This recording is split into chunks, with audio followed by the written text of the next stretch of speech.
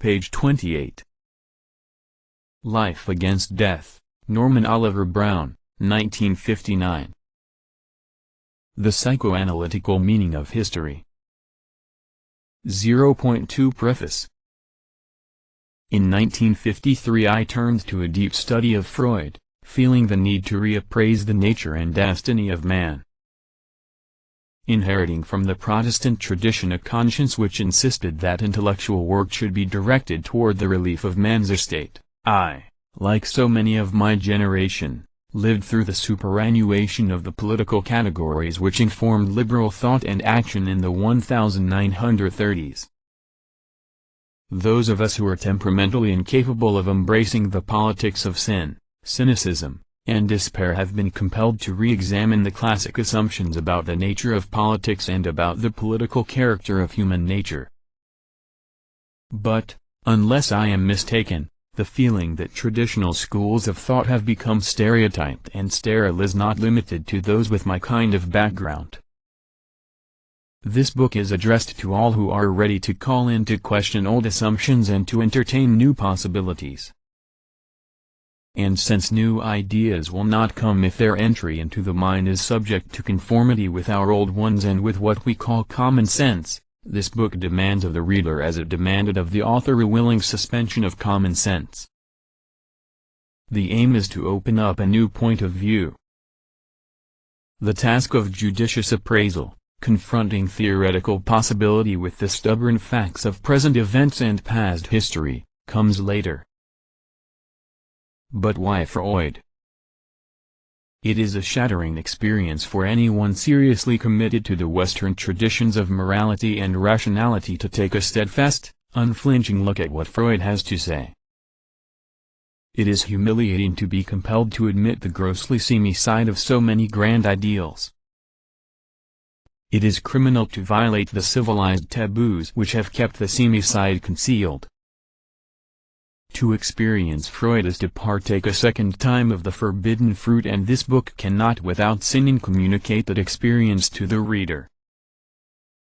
But to what end?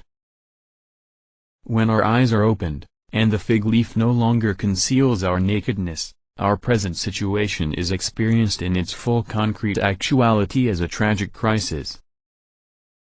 To anticipate the direction of this book, it begins to be apparent that mankind, in all its restless striving and progress, has no idea of what it really wants. Freud was right, our real desires are unconscious. It also begins to be apparent that mankind, unconscious of its real desires and therefore unable to obtain satisfaction, is hostile to life and ready to destroy itself. Freud was right in positing a death instinct, and the development of weapons of destruction makes our present dilemma plain. We either come to terms with our unconscious instincts and drives with life and with death, or else we surely die. But even Freud is not enough. In the hands of Freud, psychoanalysis was a living organism in constant evolution. Since Freud's death, orthodox psychoanalysis has become a dosed, almost scholastic system, itself no exception to the general cultural trend toward stereotypy and sterility. Rigorous probing reveals that the entire metapsychological foundations of psychoanalysis need reinterpretation. It is well known that orthodox psychoanalysis has been unable to make much out of Freud's later concept of the death instinct. Even the earlier and supposedly better established concepts of sexuality, repression, and sublimation need reformulation. In parts 2 to 4, under the headings Eros, Death, and Sublimation, this book offers a systematic statement, critique, and reinterpretation of the crucial concepts in psychoanalytic theory. The difficulty of this enterprise can be seen by the catastrophe of so-called Neo-Freudianism.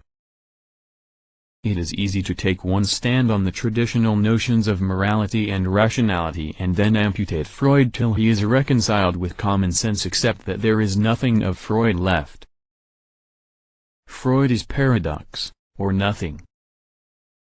The hard thing is to follow Freud into that dark underworld which he explored, and stay there, and also to have the courage to let go of his hand when it becomes apparent that his pioneering map needs to be redrawn.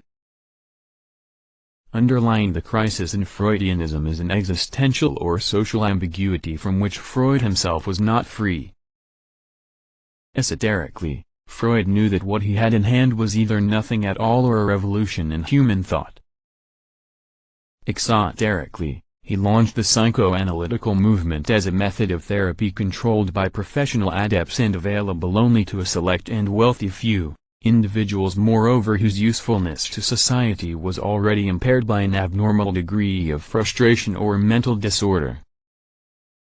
We, however, are concerned with reshaping psychoanalysis into a wider general theory of human nature, culture, and history, to be appropriated by the consciousness of mankind as a whole as a new stage in the historical process of man's coming to know himself. Freud, with his genius and his humanity, tried to keep in the field of psychoanalytical consciousness not only the problems of the neurotic patient, but also the problems of mankind as a whole, as is shown by his writings on culture, from Totem and Taboo, 1913, to Moses and Monotheism, 1937. But Freud never faced fully the existential and theoretical consequences of taking what I call the general neurosis of mankind, the problem defined in Part 1 of this book as the central under which mankind would be cured of its general neurosis, as this book attempts to do in Part 6, the way out. Indeed, Freud was not fully equipped to make the shift to an anthropological point of view. The primary data are then obtained not from the couch, but by going out into culture and into history that register, in Gibbon's words, of the vices and follies of mankind. What is needed is a synthesis of psychoanalysis, anthropology, and history, and J. Zerohaim's work in this direction is pioneer work of significance second only to Freud's. And again, the catastrophe of neo-Freudian psychology should warn us that this synthesis is not to be cheaply won by compromising the differences between psychoanalysis and traditional academic vision. Part 5 of this book, Studies in Anality, explores the revolutionary consequences for the science of human culture of one of the most grotesque of Freudian paradoxes. A byproduct, but an essential one, of this reinterpretation of psychoanalysis is a reinterpretation of Freud's own position in intellectual history. As long as he is regarded simply as the founder of a method of individual therapy, it is enough to see him as part of medical history, as the heir of Charcot and Brewer. But if psychoanalysis represents a new stage in the general evolution of human self-consciousness, then it is part of the diagnosis of our present situation to unearth and appraise the more obscure connections between Freud and other trends in modern thought. The unpremeditated affinity between Freud and Nietzsche is well known, and Freud himself acknowledged that the poets had anticipated him in the discovery of the unconscious. It was a surprise to perceive, in the course of this study, other affinities not generally recognized. First, Freud's methodological affinity with the heretical tradition in logic that can be labeled dialectical. Second, his doctrinal affinity with a certain tradition of mystic heresy of which the most important modern representative is Jacob Boehme. More generally, the last chapter, The Resurrection of the Body, outlines my view of psychoanalysis as the missing link between a variety of movements in modern thought, in poetry, in politics, in philosophy, all of them profoundly critical of the inhuman character of modern civilization, all of them unwilling to abandon hope of better things. The outcome of this effort to renew psychoanalysis, and through psychoanalysis to renew thought on the nature and destiny of man, is a rather eccentric book. Eccentricity is unlikely to be right, but neither is this book trying to be right. It is trying merely to introduce some new possibilities and new problems into the public consciousness. Hence the style of the book, Paradox, is not diluted with the rhetoric of sober qualification. I have not hesitated to pursue new ideas to their ultimate mad consequences, knowing that Freud too seemed mad. Actually there are some signs that my direction may not be quite so eccentric as it seemed when it was being thought out. 1953-1956.